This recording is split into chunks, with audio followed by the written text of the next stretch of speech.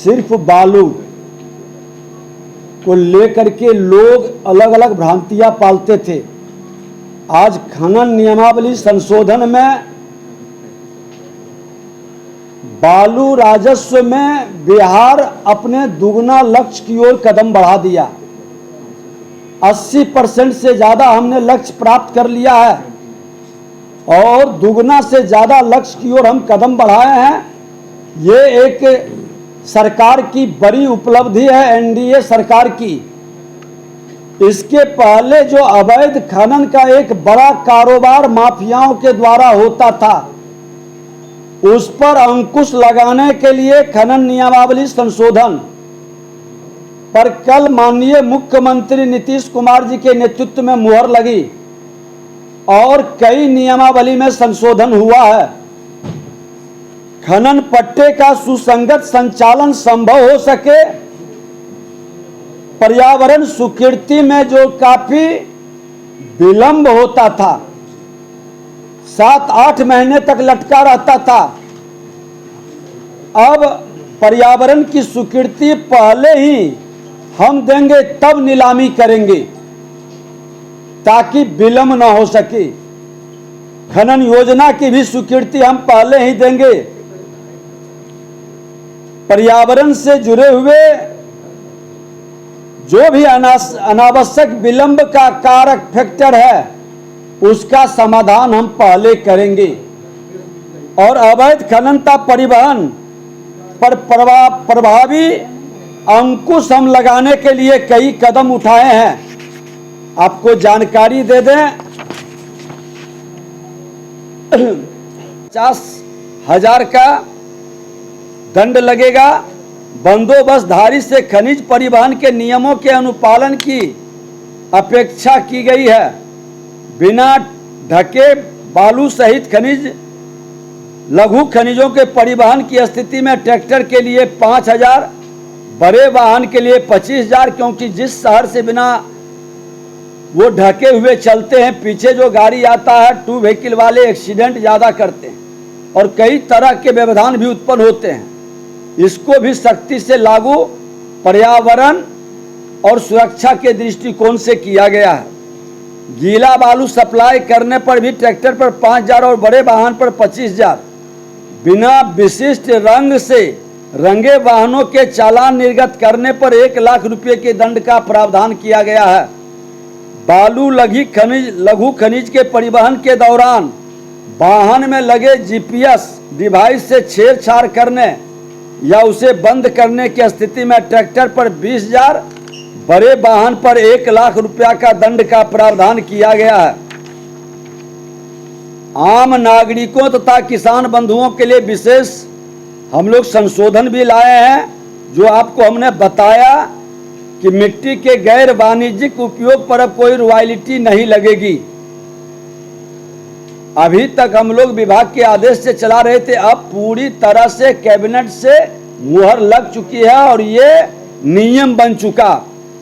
खान एवं भूतत्व विभाग की ओर से किसान बंधुओं को गाद की समस्या से निजात दिलाने के लिए भी हम लोगों ने उनके अनुकूल व्यवस्था बनाने का प्रयास किया है। जल संसाधन विभाग की लिखित रिपोर्ट या अनुशंसा के आधार पर नदी या नहर के मार्ग में जमा होने वाले अवांछित गाद या बालू या घूस मिट्टी को हटाया जाएगा। इसके लिए ई नीलामी के माध्यम से संवेदक भी चुने जाएंगे, जिससे किसान भाइयों को तो लाभ मिलेगा ही, साथ ही राज्य को अतिरिक्त राजस्व की प्राप्ति होगी। और सबसे बड़ी चीज है कि अवैध खनन के माध्यम से अपराधियों का, माफियाओं का एक बड़ा समूह जो बिहार में कहीं न कहीं अपनी पैरेलल खनन विभाग में वातावरण बनाने का प्रयास करते हैं, उस पर ये बड़ा चोट होगा, बड़ा अंकुश लगेगा। हमारी राज्य सरकार का राजस्व भी दुगना से अधिक होगा। 80% से ज़्यादा तो हम लोग प्राप्त कर चुके हैं, दुगना से अधिक की ओर हम लोग कदम बढ़ा रहे हैं। और 15 तारीख से फिर से जो शुरू हो रहा है, उसको लेकर के ड्रोन से तो हम लोग उसकी निगरानी करेंगे ही। इतना राजस्व जब हम 1000 करोड़ का राजस्व सरकार को देंगे तो हेलीकॉप्टर से भी निगरानी खनन विभाग करेगी और उसकी पूरी मॉनिटरिंग और जानकारी पूरे हेलीकॉप्टर के माध्यम से भी ये अवैध खनन का मॉनिटरिंग होगा, उसका वीडियोग्राफी, और उसको अंकुश लगाने के लिए सरकार पूरी सजगता से हम लोग तैयार हैं। बिहार के माननीय मुख्यमंत्री नीतीश कुमार जी ने अवैध माफियाओं पर अंकुश लगाने का जो उनका संकल्प है और देश के प्रधानमंत्री जी का भ्रष्टाचारियों पर अंकुश लगाने का, ये बिहार में साकार होगा। उसको कोई पकड़ धकड़ नहीं करेगा। पूरे बिहार के लिए फ्री कर दिया गया है। आम लोगों को बड़ी परेशानी इसकी शिकायत होती थी और उसी तरह से गाड़ी वाले को भी एक बड़ा राहत हमने दिया है। उनका मान था कि परिवहन चालान में अंकित मात्रा से 5% तक अधिक परिवहन के लिए अब उसको कोई पकड़ धकड़ नहीं करेगा, ना फाइन करेगा। इसके नाम पर परिवहन का गाड़ी चलाने वाले को जिस तरह से परेशान दंडित किया जाता था, यही गाड़ी चालकों का मांग था। उसको भी 5% का हमने अनुमति दिया, स्वीकृति दिया है। ये बड़ी राहत है ताकि पुलिसिया या इंस्पेक्टर राज का शिकार हमारा ये उद्योग न हो सके। बालू और खाद के जमा होने पर, बालू और गाद के जमा होने पर हमारे किसान बंधुओं को होने वाले परेशानी को भी दूर करने का हमने प्रयास किया है। खनन से प्राप्त होने वाले राजस्व में इससे हमारी वृद्धि होगी, क्योंकि गाद को हटाने के लिए हमें खर्च करना पड़ता था। अब गाद हम उसका भी नीलामी करेंगे, उसका भी बंदोबस्ती कर करके गाद हटाएंगे तो हमको रॉयल्टी भी मिलेगा, राजस्व भी बढ़ेगा। ये एक बड़ा निर्णय है। हम लोग मुख्यतः 4 संशोधन इसमें किए हैं। पहले तो पर्यावरण से जुड़ा हुआ, उसके बाद जो वीडर है, सफल डाकधारी, उसको समय सीमा के अंदर खनन योजना उपलब्ध कराई जाएगी। खनन योजना समर्पित करने के लिए बंदोबस्तधारी पर समय सीमा की पाबंदी नहीं थी। अब LOI निर्गत होने के 15 दिन के अंदर खनन योजना देनी होगी। विलंब होने पर दंड के भी प्रावधान किए गए हैं। कुछ लोग इसका नाजायज फायदा उठाते थे, कई महीनों तक लटका के रखते थे और हमारी नियमावली में ये कमी था जिसका लाभ अवैध खनन के लिए प्रोत्साहित करता था।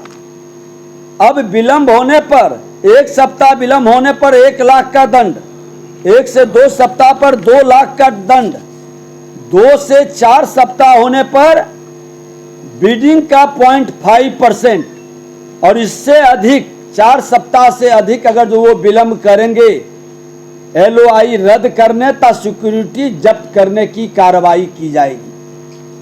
अवैध खनन एवं परिवहन के लिए दंड का प्रावधान भी किया गया है। बिना वैध अनुमति के खनन वर्जित होगा। बिना वैध चालान और गैर वाणिज्यिक वाहन से परिवहन वर्जित होगा। उल्लंघन की स्थिति में ट्रैक्टर ट्रॉली पर 1 लाख रुपया, मेटाडोर हाफ ट्रक पर 2.5 लाख रुपया, फुल बॉडी ट्रक पर 4 लाख रुपया, डंपर 10 चक्का पर 8 लाख रुपया और इससे हैवी वाहन क्रेन लोडर पावर हैगर पर 10 लाख रुपया का दंड का प्रावधान है।